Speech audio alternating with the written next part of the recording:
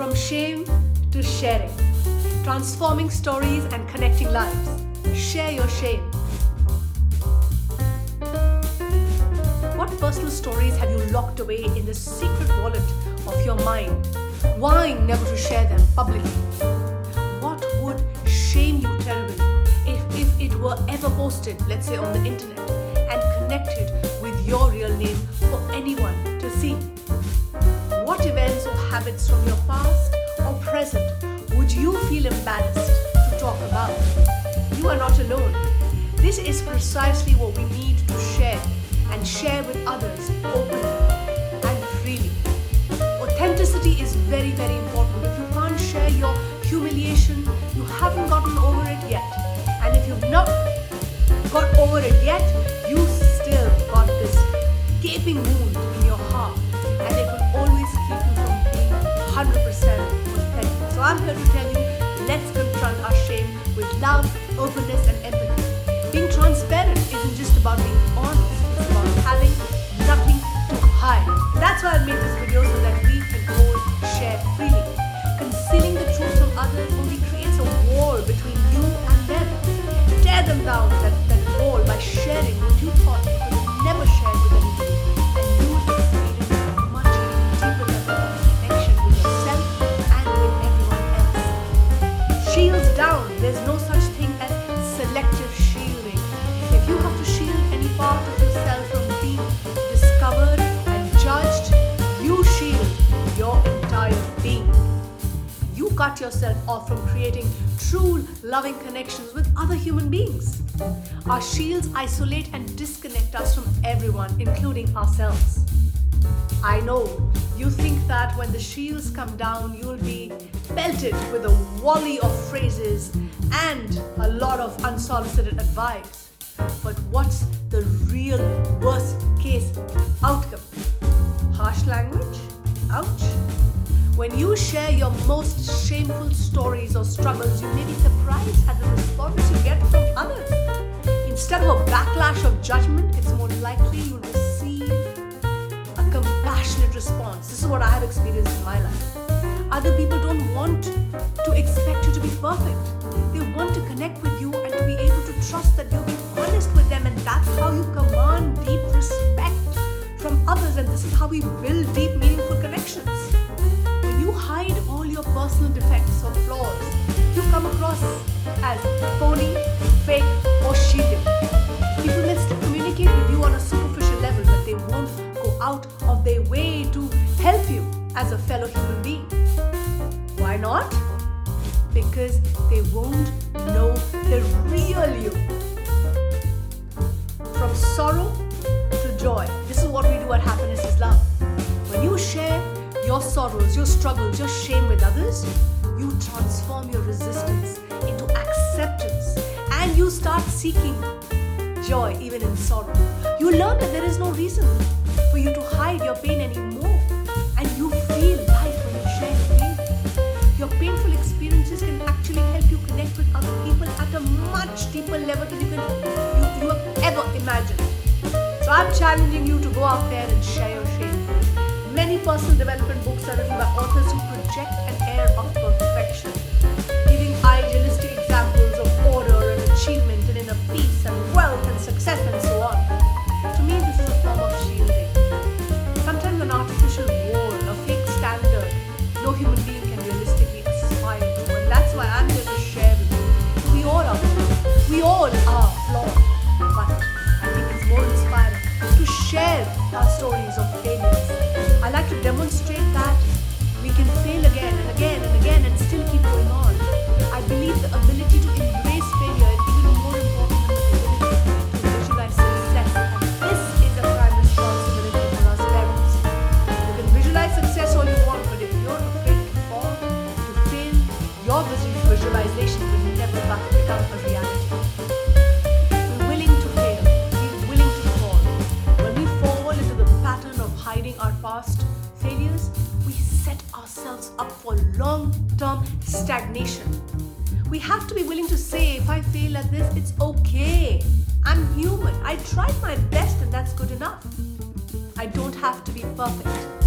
I can fail and keep right on going.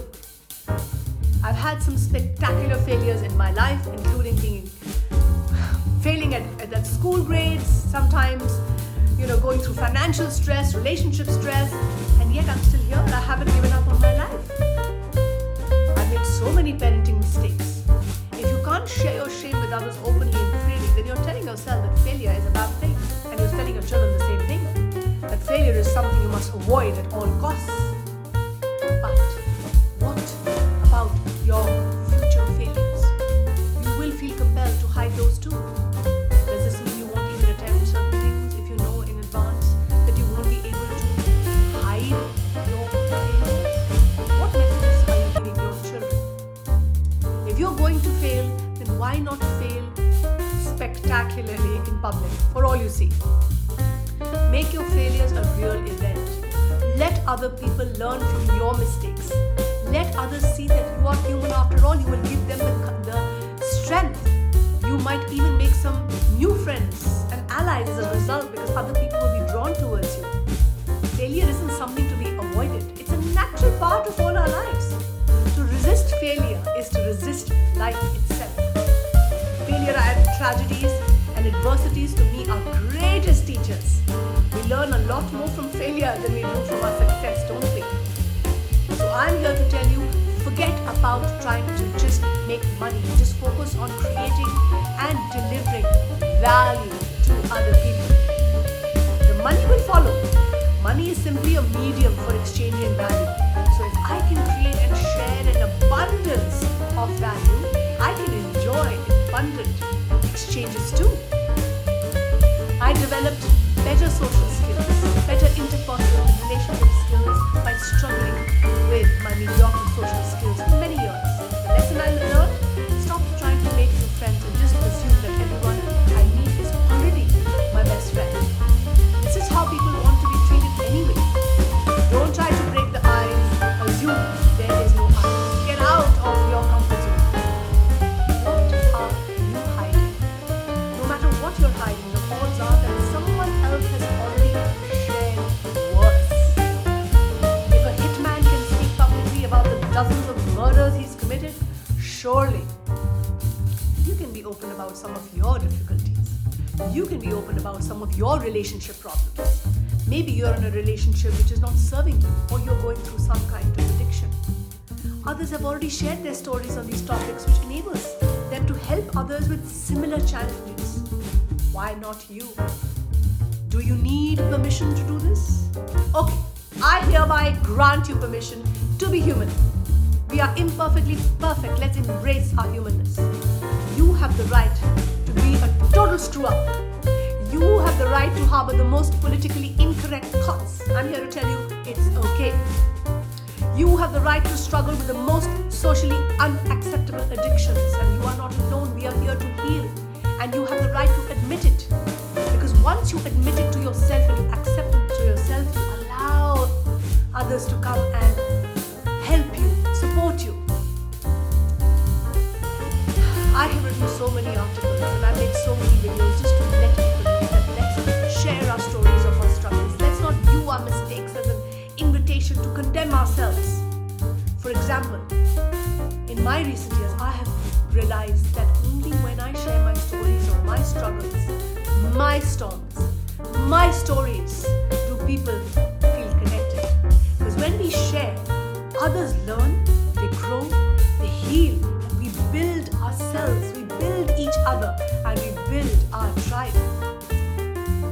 I see no shame in hiding our pain, because we all are going through some kind of pain and suffering in our lives, so there's no point hiding it, blocking it, pretending that the pain does not exist. Our pain is the greatest teacher of all. It is very, very transformative. Make friends with the pain, embrace the pain. And also, if someone rejected me for being who I am or for doing what I did, this happens to me a lot, then I say, it's okay. You are on your journey, I am on my journey. You have a right to your opinion, your thoughts, your beliefs, and I am living to my beliefs, because my belief is sharing is caring. We all need to, as a society, change our mindset so that we can freely